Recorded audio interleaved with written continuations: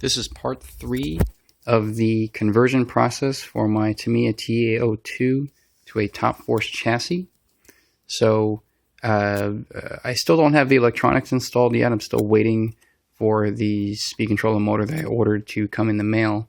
But I did manage to get the body painted, the wing mounted, and I did a few other minor things that I figured I could at least give an update on that. So for the body, normally I like to do like flame type of paint schemes, and I had thought about doing that on this, but the problem is that the Top Force body has a lot of curves and creases and little nubs and everything. So when you try, especially on this side here, because this part of the body is actually molded to cover the front portion of the gearbox here.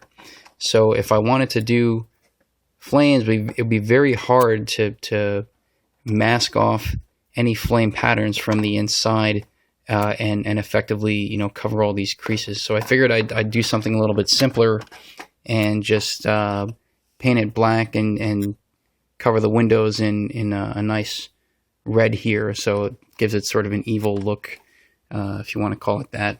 Give it, you know, paint the wing red. So it looks okay. It's admittedly a little on the bland side as far as paint schemes go, but at least it's something reasonable.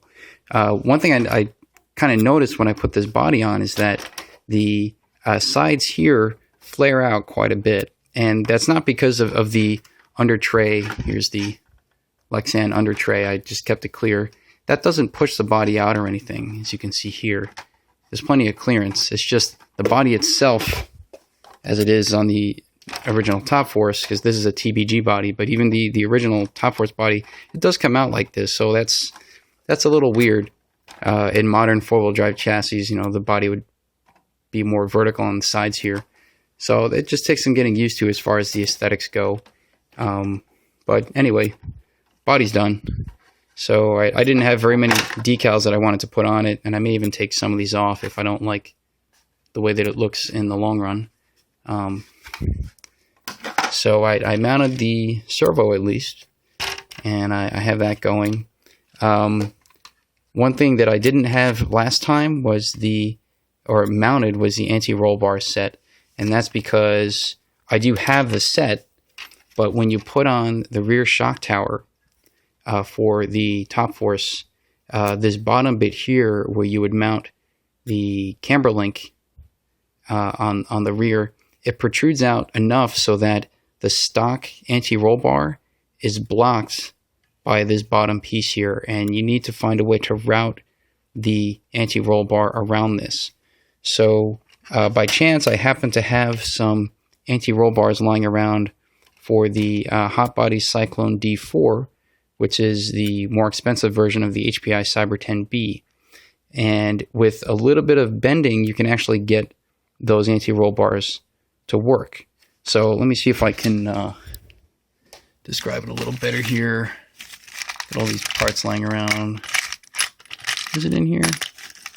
No, it's not in here. Okay, it's a mess. Anyway, so the stock, well, it's not really stock. The aftermarket anti-roll bar for the TA02 is a rather simple shape. There's just a flat side that goes in the back, and then it bends once to go out to the mounting post here, which go on the front of the rear suspension arms.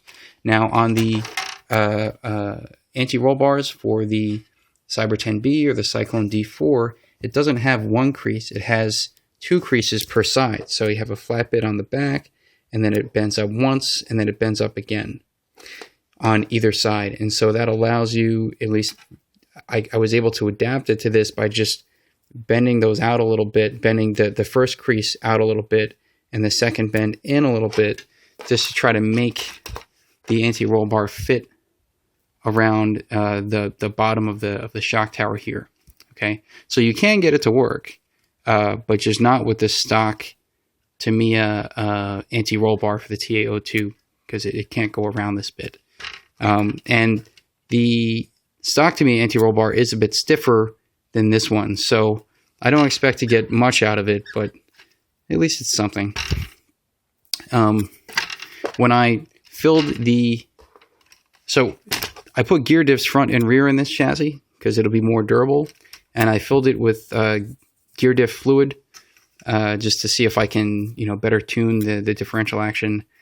The gear diffs for the Tamiya TA02 are not sealed, so you can put gear diff fluid in there and it'll stay there for a little while, but over time it'll start to leak out. So especially on the back, every now and then I have to wipe down this bit here because the gear diff fluid just leaks out and the oil sort of seeps around the edges here. So I just got to wipe that down. Another thing I noticed, I still have to fine tune the camber and tone and everything, but something interesting about this chassis, if you happen to be very into vintage Tamiyas and you want to spend several $100s on an actual Tamiya Top Force or Top Force Evolution, bear in mind the massive amount of toe gain that you get when the suspension compresses. So I'll show you. As I compress the suspension, you're going to see a lot of toe out on both sides of the car. It's pretty significant, okay? So that's not something you would expect out of a racing machine. And of course, this isn't really a racing machine. It's just kind of a bit of a basher. But at least I just wanted to go over that. I have the body on and the few details here for the rear anti-roll bar. I may end up taking these posts out and putting back on the part from the J parts tree here on this side because, again, I have the proper mounting pieces for the rear gearbox here, so there's enough space for me to put another one of these on this side and fit the battery pack in without, everything getting too tight. I'm probably going to put the receiver right here behind the steering silver between that and these openings for what would be a saddle mount pack. And then the speed control will probably go either off to the side here or maybe on top. But I'm going to try to fit it here if I can. This is the antenna mount post. So antenna will go there. And that's pretty much it for now. So hopefully when I get the electronics installed and everything all sorted out, I'll make a final video.